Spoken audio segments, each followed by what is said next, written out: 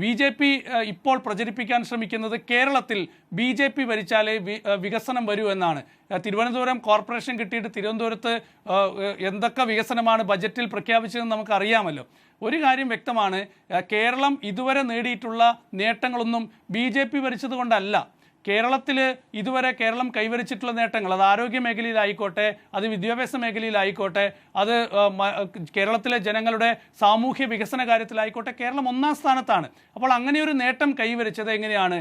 നമ്മൾ മതത്തിനതീതമായി ജനങ്ങളെല്ലാം ഒറ്റക്കെട്ടായി നിന്ന് മുന്നോട്ട് പോയ ഒരു രാഷ്ട്രീയ നിലപാടിൻ്റെ കൂടി ഭാഗമായിട്ടാണ്.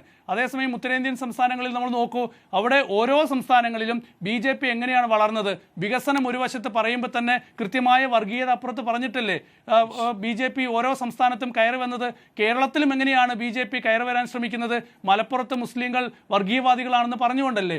മാത്രമല്ല കേരളത്തിലെ ഈ വിശ്വാസ രാഷ്ട്രീയം പറഞ്ഞുകൊണ്ടല്ലേ? അപ്പോൾ അതാണ് BJPയുടെ രാഷ്ട്രീയം. ആ രാഷ്ട്രീയം കേരളത്തിൽ അത്ര വിലപ്പോകുന്നില്ല എന്ന് കാണുമ്പോൾ ഇപ്പോൾ ഈ ശ്രീധരനെ മുന്നിൽ വെച്ച് മറ്റൊരു രാഷ്ട്രീയ നീക്കം BJP നടത്തുകയാണ്.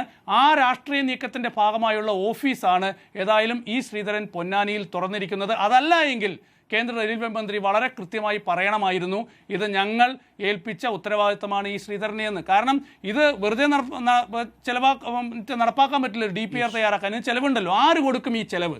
ആരാണ് ഈ ശ്രീധരന്റെ പ്രവർത്തനത്തിനുള്ള പൈസ കൊടുക്കുന്നത്? അത് കൃത്യമായി റെയിൽവേ മന്ത്രി വ്യക്തമാക്കുന്നുണ്ട്. അതുകൊണ്ട് ഇത് പൊളിറ്റിക്സ് ആണ്.